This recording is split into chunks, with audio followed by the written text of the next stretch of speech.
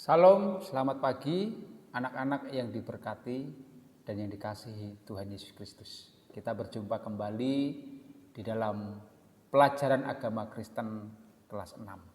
Mari anak-anak, kita siapkan hati dan pikiran kita untuk bersama-sama belajar. Sebelumnya mari kita berdoa terlebih dahulu. Bapa kami yang di sorga, kami bersyukur Engkau masih memberkati kami, Engkau masih menyertai kami, sehingga kami bisa mengikuti pelajaran hari ini. Berkatilah Tuhan pelajaran kami hari ini dari awal hingga akhirnya, kiranya Tuhan memberikan kami kemampuan untuk mengerti dan memahami setiap materi yang kami dengar. Terima kasih Tuhan, dalam nama Yesus kami berdoa. Haleluya, amin. Anak-anak yang dikasihi Tuhan Yesus, kita akan membahas dari materi bab 6. Di mana di dalam bab 6 itu kita akan membahas tentang ibadah bersama-sama. Mari kita lihat yang pertama, makna menjalin hubungan dengan Tuhan. Ya. Nah, menjalin hubungan atau komunikasi dengan Tuhan itu sangat penting, sangat perlu sekali. Komunikasi itu adalah sesuatu hal yang mutlak atau perlu kita lakukan. Komunikasi bisa kita lakukan baik kepada Tuhan ataupun kepada sesama manusia. Nah, bagaimana kita bisa menjalin komunikasi dengan Tuhan? Ada dua cara yang bisa kita lakukan. Yang pertama, kita harus membaca Alkitab. Ya, membaca Alkitab dari hari ke hari, ya, membaca Alkitab terus menerus. Yang kedua, kita harus berdoa, ya. Dengan dua cara inilah kita bisa membangun hubungan dengan Tuhan lebih dekat, membangun hubungan dengan Tuhan lebih intim lagi. Dengan membaca Alkitab kita bisa menemukan banyak hal. Kita akan semakin tahu banyak tentang kebenaran Tuhan. Dengan membaca Alkitab kita bisa mengerti pikiran, kehendak, ya, Tuhan dalam kehidupan kita. Nah, anak-anak, pernahkah kita baca Alkitab setiap hari? Ya. Sudahkah kita melakukan pembacaan firman Tuhan setiap hari? Ya, minimal 1 pasal, 2 pasal perlu kita lakukan. Karena itulah bentuk komunikasi kita dengan Tuhan. Ya. Lalu dengan berdoa, kita bisa mengalami kuasa Tuhan, kita bisa mengalami keintiman dengan Tuhan. Berdoa tidak hanya dilakukan secara formalitas, tapi berdoa harus kita bangun secara intim pribadi kita dengan Tuhan. Berdoa bukan hanya pada saat kita makan, kita mau pergi, atau kita sedang melakukan ujian. Tapi berdoa perlu kita lakukan di saat-saat di mana ya kita mau intim dengan Tuhan. Ya, di saat kita mau tidur. Di saat kita setelah bangun tidur, luangkan waktu dengan berdoa setiap hari. Komunikasi dengan Tuhan harus kita bangun. Ya. Nah, di dalam Yohanes pasal 15 ayat 1 sampai 8, ya, hubungan yang akrab antara kita dengan Tuhan itu digambarkan seperti pokok anggur dan rantingnya. Ya, seperti pokok pohon dengan ranting. Anak-anak. Ya. Jadi ya, ketika ranting tidak bisa atau ketika ranting tidak mau melekat atau menempel dengan pokok, tentu ini menjadi masalah buat ranting itu. Ranting tidak akan pernah bisa berbuah. Ranting tidak akan pernah bisa hidup kalau dia terpisah dengan batangnya atau pokoknya. Demikian juga kita dengan Tuhan, ya. Kita dengan Tuhan, ketika kita dekat dengan Tuhan, ketika kita membangun relasi dengan Tuhan, ketika kita ada komunikasi dengan Tuhan, tentu ini akan membuat hidup kita semakin hidup, bertumbuh dan berbuah. Ya. Kita tahu bahwa Tuhan Yesus itulah sumber kehidupan. Tuhan Yesus adalah pokok daripada kehidupan manusia. Hanya di dalam Tuhan Yesuslah kita bisa mendapatkan semuanya. Tanpa Tuhan Yesus, anak-anak, kita tidak bisa berbuat apa-apa. Seperti ranting, Ketika dia tidak nempel dengan Tuhan, ketika tidak ada hubungan dengan Tuhan, lama-lama kering, layu kering terus mati. Ya. Jadi hidup kita harus membangun hubungan dengan Tuhan, harus dekat, ada komunikasi. Hidup yang dekat dengan Tuhan akan membuat hidup kita akan berbuah. Dan di dalam ayat yang ke-7 dikatakan doa-doa kita akan selalu dijawab Tuhan. Seperti batang atau pokok anggur akan mengalirkan, akan menyalurkan nutrisi, sari-sari makanan kepada ranting-rantingnya. Tuhan sebagai sumber kehidupan akan mengalirkan, menyalurkan berkat-berkat, buah-buah dalam kehidupan kita. Jadi jika kita tidak berbuah, ya, kalau kita tidak berbuah kehidupan kita sebagai anak-anak Tuhan, tentu kita akan dibuang, dicampakkan, dipotong, dipangkas oleh Tuhan. Kalau kita tidak berbuah. Jadi penting sekali untuk kita bisa membangun hubungan dengan Tuhan. Ya. Nah, ada dua jenis ranting. Ya. Ada ranting yang memang dia berbuah lebat, ada ranting yang tidak berbuah sama sekali. Ya. Nah, ranting yang berbuah ini digambarkan seperti orang yang hidupnya mengalami pertumbuhan, orang yang hidupnya dekat dengan Tuhan. Ya. Orang yang hidupnya punya hubungan komunikasi sehingga apa? Dia menghasilkan buah-buah kehidupan. Nah, ada buah-buah roh namanya. Di dalam Galatia pasal 5 ayat 22 sampai 23 itu ada buah-buah roh. Ada 9 buah-buah roh yang harus dihasilkan oleh anak-anak Tuhan. Nah, bagaimana kita bisa menghasilkan buah-buah roh itu? Tentu kita harus punya komunikasi, hubungan dekat dengan Tuhan supaya kita berbuah. Nah, sementara ranting yang tidak berbuah, kenapa? Karena dia tidak dekat dengan Tuhan, dia tidak percaya kepada Tuhan, sehingga kehidupannya tidak berbuah, ya lama-lama menjadi tidak hidup, mati dan tidak ada gunanya lagi selain dipotong dan dibuang. Orang seperti ini akan mengalami kematian rohani. Orang yang tidak berbuah itu akan mengalami kematian rohani karena tidak ada hubungan komunikasi dengan Tuhan. Jadi penting sekali anak-anak untuk membangun relasi dengan Tuhan setiap hari. Ya. Nah, apa pentingnya komunikasi dengan Tuhan melalui firman Tuhan dan doa? Penting sekali anak-anak. Ketika kita membaca firman Tuhan, berdoa, kita bisa mendapatkan informasi. Tuhan memberikan kita informasi, memberitahukan kita suatu hal yang tidak kita tahu. Ya, coba kalau kita nggak pernah baca Alkitab, kita tidak akan pernah tahu tentang keberadaan Tuhan. Kita tidak pernah tahu tentang penciptaan. Tapi ketika kita baca firman Tuhan, kita akan melihat di sana ada satu peristiwa yang Tuhan kerjakan.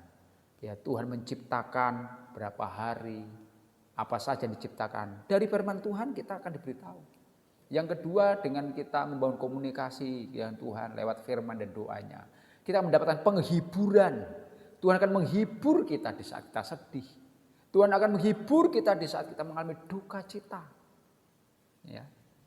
Roh Kudus akan selalu menghibur kita kalau kita membangun komunikasi dengan Tuhan. Yang ketiga, ya, hati menjadi tenang, pikiran menjadi tenang karena Allah sendiri yang menyertai kita. Komunikasi dengan Tuhan melalui firman dan doanya membuat pikiran dan hati tenang ketika menghadapi masalah. Ya, kita semakin kuat.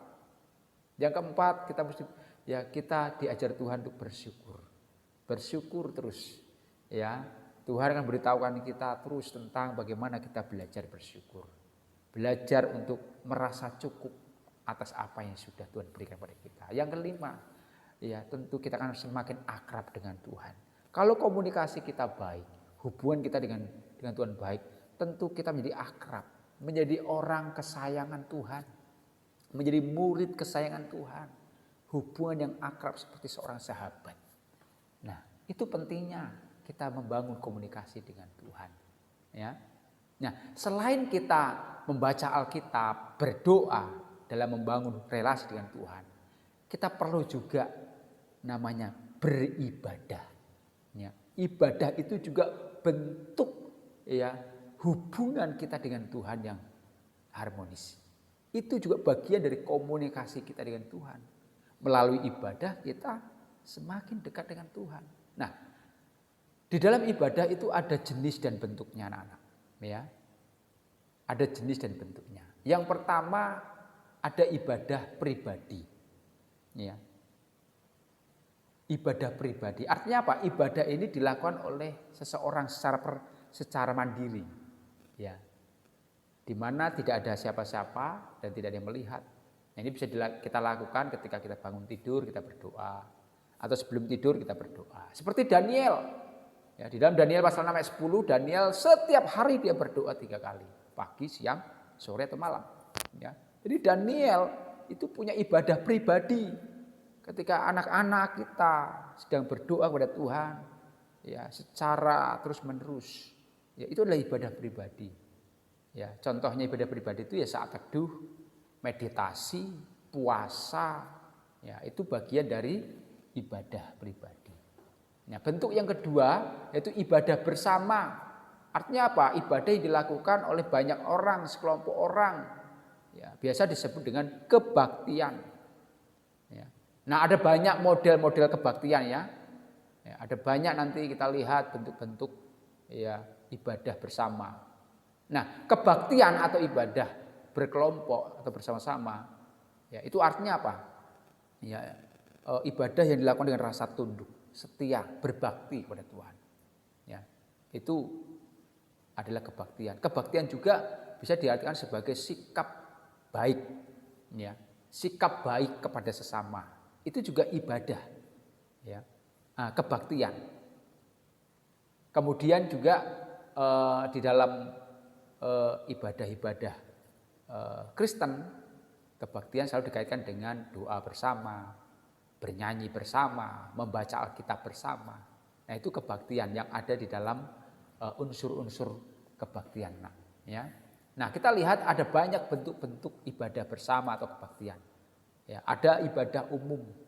Itu biasanya dihadiri oleh semua kalangan. Ya, laki-laki, perempuan, ya anak-anak, orang tua, remaja, namanya ibadah umum, biasanya hari Minggu. Tidak dibatasi umur. Yang kedua ibadah sekolah minggu. Nah, itu dibatasi usia, hanya anak-anak dari PAUD sampai SD kelas 6 sekolah minggu. Nah, ada ibadah taruna remaja mulai SMP sampai SMA ini, 11 sampai 19 tahun. Ada ibadah pemuda khusus dewasa muda, umur di atas 20 tahun sampai 35 tahun. Ada ibadah khusus lansia, kakek nenek di usia 50 sampai 80 tahun, itu lansia. Ada ibadah khusus kaum pria atau bapak-bapak, ya. Dan juga ada ibadah khusus kaum wanita atau ibu-ibu, ya. Dan ini bentuk-bentuk ibadah dalam pengertian ibadah bersama. Nah, mengenai waktu dan tempat, ya, ibadah orang Kristen tentu tidak dibatasi oleh waktu dan tempat. Tidak dibatasi oleh gedung, tidak dibatasi oleh jam, ya. Jadi bebas. Yang paling penting dalam melakukan ibadah itu kita harus melakukannya dengan tertib, dengan sungguh-sungguh serius. Itu yang terpenting. Tempat ibadah orang Kristen kalau dulu ya orang Yahudi menyebut itu sebagai bait Allah. Kisah Rasul pasal 5 ayat 42. Bait Allah, tapi sekarang itu disebut dengan gereja. Ya. Nah, orang Kristen melakukan ibadah itu bisa di rumah-rumah, bahkan bisa di alam terbuka, bukan hanya di dalam gedung, tapi di alam terbuka. Nah, ibadah dilakukan di alam terbuka itu biasa disebut dengan ibadah padang. Ya. Nah, kapan kebaktian orang Kristen dilakukan?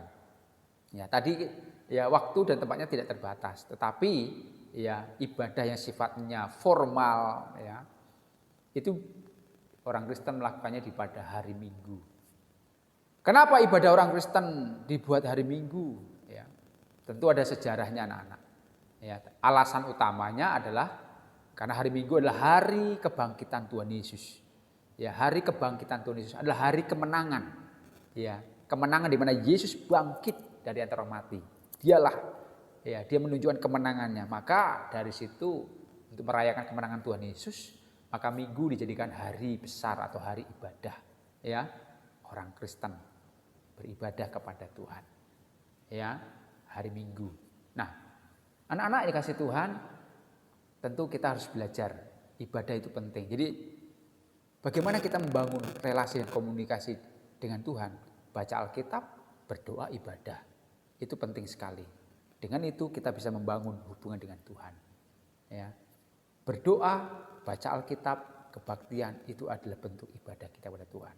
Dalam Yohanes pasal 15 ayat 7, jikalau kamu tinggal di dalam aku dan firmanku tinggal di dalam kamu, minta apa saja yang kamu kendaki, kamu akan menerimanya. Jadi kalau kita tinggal dengan Tuhan, dekat dengan Tuhan, kita punya hubungan dekat dengan Tuhan, intim harmonis dengan Tuhan. Apa saja yang kita minta sebagai anak-anak Allah, Bapa kita akan mendengar, Bapa kita akan memberikannya.